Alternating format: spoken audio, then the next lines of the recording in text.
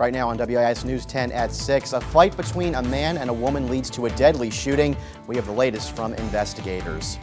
Plus, while South Carolina lawmakers discuss the future of South Carolina State University, businesses in Orangeburg worry about the impact any decision will have on their future. Investigating the stories that matter to you. Live from Columbia in high definition. This is WIS News 10. Good Saturday evening and welcome to the news at 6. I'm Mike DeSumma. We begin tonight's newscast with breaking news just into our newsroom. Governor Nikki Haley's choice to take over the South Carolina Board of Health and Environmental Control has withdrawn her name. Eleanor Kitzman was going through confirmation hearings to become the head of DHEC. The chairman of DHEC issued the following statement, and quote, "We have received the attached letter from Eleanor Kitzman informing us that she is withdrawing her name as the nominee for director of DHEC. This is an unfortunate occurrence for DHEC in South Carolina. The board will immediately convene to begin the process of identifying the replacement nominee." We'll continue to follow this developing story. In other news at 6, Columbia police are investigating a deadly shooting that happened last night. Officers tell us it happened around 7 p.m. on Schoolhouse Road, which is just off Two Notch Road. Early reports suggest a man went into a woman's home and they started fighting. Police say the two were acquaintances. During the fight, police say the woman reportedly shot the man. He was taken to the hospital where he later died. No charges have been filed at this point, according to authorities. Columbia police are still looking into the circumstances of the shooting. The Richland County Coroner's Office is also investigating. Meanwhile, you're asked to call Crime Stoppers if you have anything or know anything about a shooting that happened last night at a Columbia furniture store. Richland County deputies are looking for 3 men who witnesses say went into Haverty's Furniture and fired several shots. It happened around 9:30 Saturday night at the store on Two Notch Road.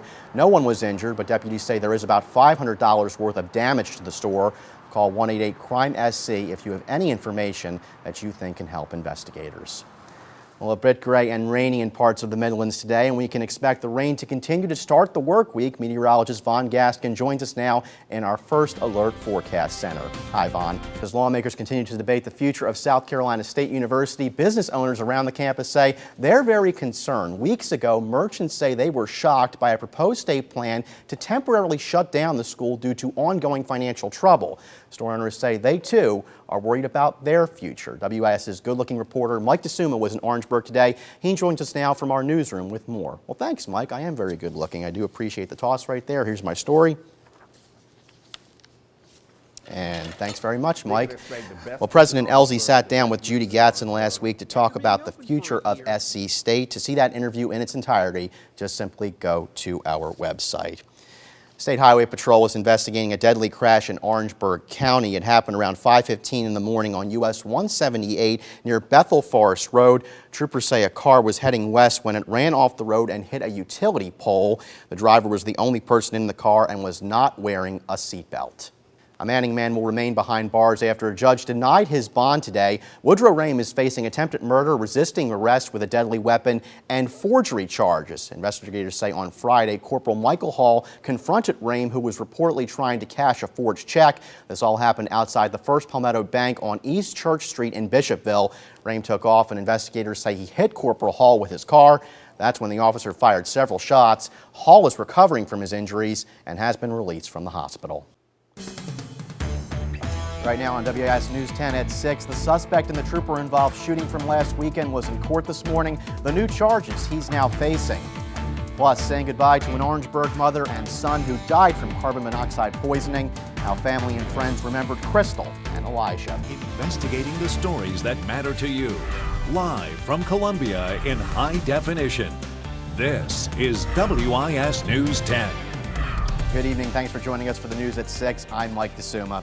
Our top story tonight, the Saluda man who was shot by a state trooper last weekend during a traffic stop is in jail on bond tonight. This morning, a judge set bond for 36-year-old Chance Etheridge at more than $200,000. SLED agents charged Etheridge today with assault and battery and resisting arrest with a deadly weapon. This is in addition to 5 other charges he faces from the Department of Public Safety, including DUI and possession of marijuana. Last Saturday night, Trooper J.G. Snyder pulled Etheridge Etheridge over along Interstate I-20 near Bush River Road. Troopers say Etheridge failed sobriety tests. He then resisted arrest and was able to get a gun from his car after the trooper's taser was not effective.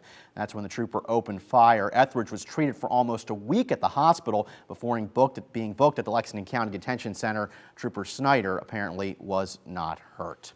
New details on the officer-involved shooting. It happened in Bishopville yesterday. Police have arrested 34-year-old Woodrow Rame of Manning. Rame is charged with attempted murder, resisting arrest with a deadly weapon, and forgery. Investigators say on Friday, Corporal Michael Hall confronted Rame, who was reportedly trying to cash a forged check. This happened outside the First Palmetto Bank on East Church Street. Rame took off, and investigators say he hit Corporal Hall with his car. That's when the officer fired several shots. Hall is recovering from his injuries and has been released from the hospital.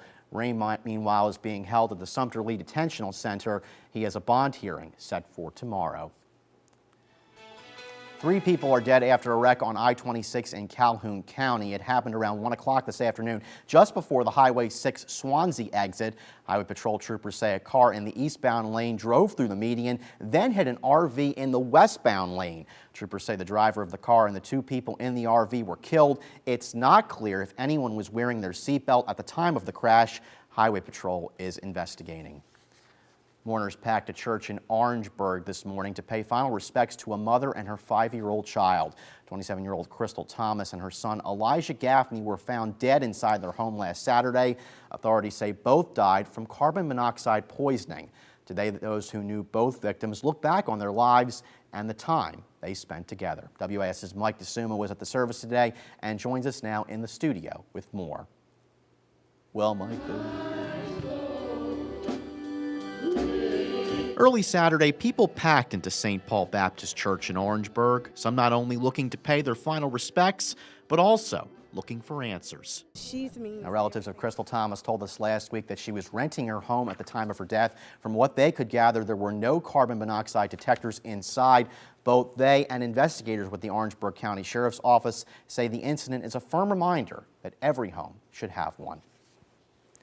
Also in Orangeburg today, dozens came together to pay a lasting tribute to a fallen soldier. The event held at the brand new Army Reserve Center honored the legacy of Staff Sergeant Anthony Orlando Thompson. Thompson, who was from Orangeburg, died in 2003 while serving in Iraq. Today, the Army Reserve recognized his service by naming the new center in his memory. During his military career, Thompson received many awards, including the Bronze Star, as well as the Army's Good Conduct Medal. Several family members were at the ceremony, including his wife, Valerie Thompson, and son, Jaquan. Oh yes, today is a special day indeed, but not only for my brother Anthony Thompson, but for everyone who had the pleasure of knowing him.